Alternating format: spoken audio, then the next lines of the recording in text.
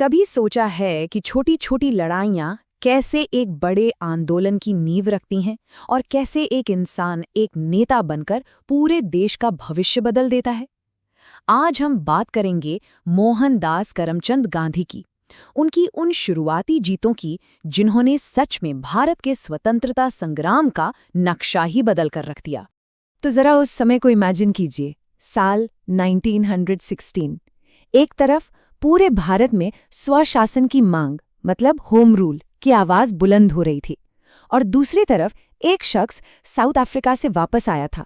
उसके पास एक ऐसा तरीका था, एक ऐसा हथियार था जो किसी ने पहले देखा ही नहीं था।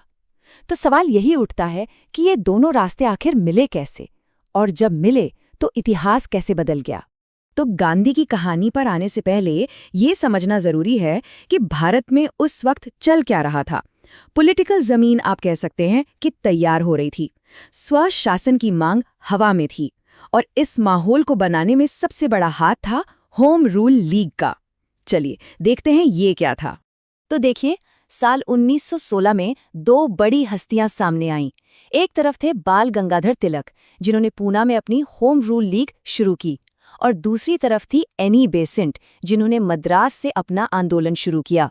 हाँ, इनके काम करने के इलाके अलग अलग थे, जैसे तिलक महाराष्ट्र कर्नाटक देख रहे थे और बेसेंट बाकी का भारत, पर इनका मकसद वो बिल्कुल एक था।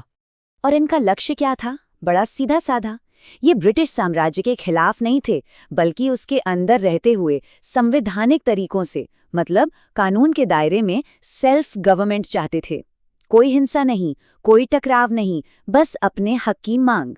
तो एक तरफ तो ये होम रूल मूवमेंट चल रहा था, और ठीक इसी वक्त कहानी में एंट्री होती है उस शख्स की जो इस पूरे खेल को बदलने वाला था। जी हाँ, मोहनदास करमचंद गांधी की भारत वापसी। और ये कोई आम वापसी नहीं थी। गांधी जी अपने साथ 21 साल का तजुर्बा लेकर आए थे।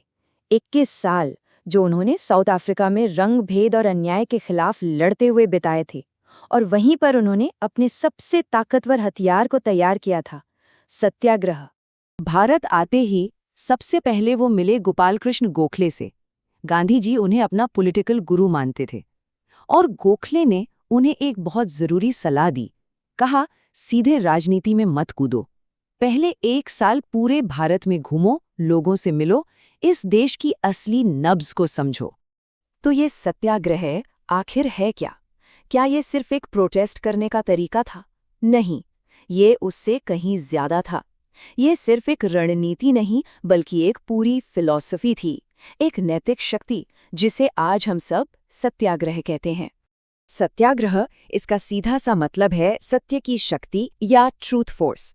इसका मकसद किसी को हराना या झुकाना नहीं है, बल्कि खुद तकलीफ सहकर सामने वाले का दिल बदलना है, उसकी आत्मा को जगाना है। ये फिजिकल फोर्स नहीं, बल्कि सोल फोर्स है। और एक बात, सत्याग्रह को अक्सर पैसिव रेजिस्टेंस समझ लिया जाता है, पर ऐसा है नहीं। पैसिव रेजिस्टेंस को कमजोर का हथियार भी कह सकते हैं, जिसका मकसद बस दबाव बनाना होता है।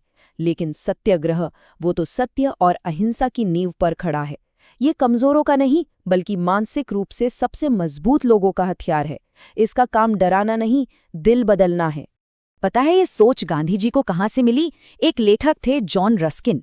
उनकी किताब अनटू दिस लास्ट में एक लाइन थी, व्यक्ति की भलाई सबकी भलाई में है। बस इसी एक लाइन ने गांधी जी को इतना प्रभावित किया कि उन्होंने सर्वोदय का कॉन्सेप्ट दिया, मतलब सबका विकास, सबका कल्याण। ठीक है, तो फिलॉसफी तो बड़ी जबरदस्त थी, लेकिन असली सवाल ये था, क्या ये भारत की जमीन पर काम करेगी? क्या थ्योरी प्रैक्टिकल में बदलेगी? चलिए अब देखते हैं गांधी जी के पहले 3 बड़े टेस्ट। पहला टेस्ट 1917, बिहार का चंपारण। प्रॉब्लम क्या थी?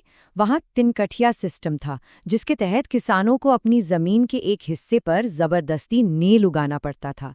गांधी जी वहां पहुंचे। उन्होंने क्या किया?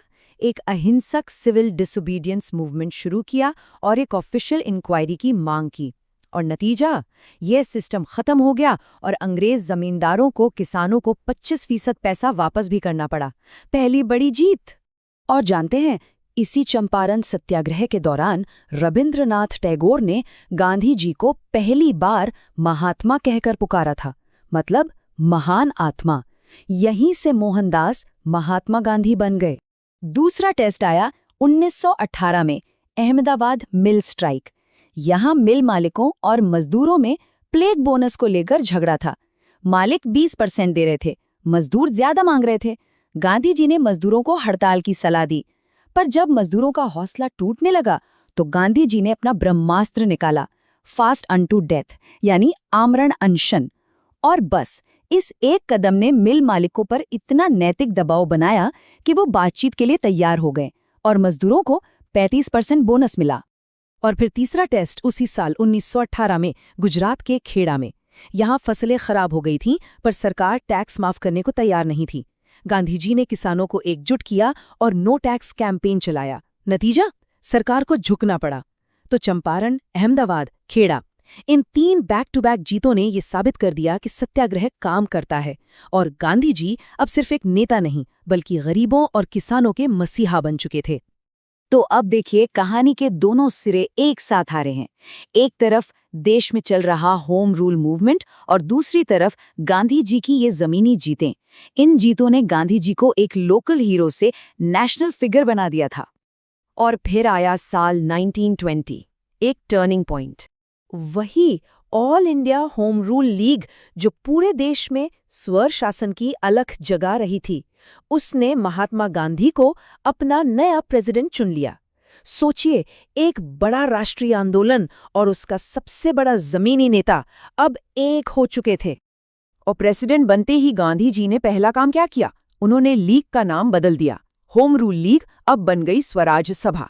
ये सिर्फ एक नाम का बदलाव नहीं था, ये एक सोच का बदलाव था। होम रूल मतलब ब्रिटिश राज के अंदर स्वशासन, और स्वराज मतलब अपना राज। एक बहुत बड़ा वैचारिक कदम।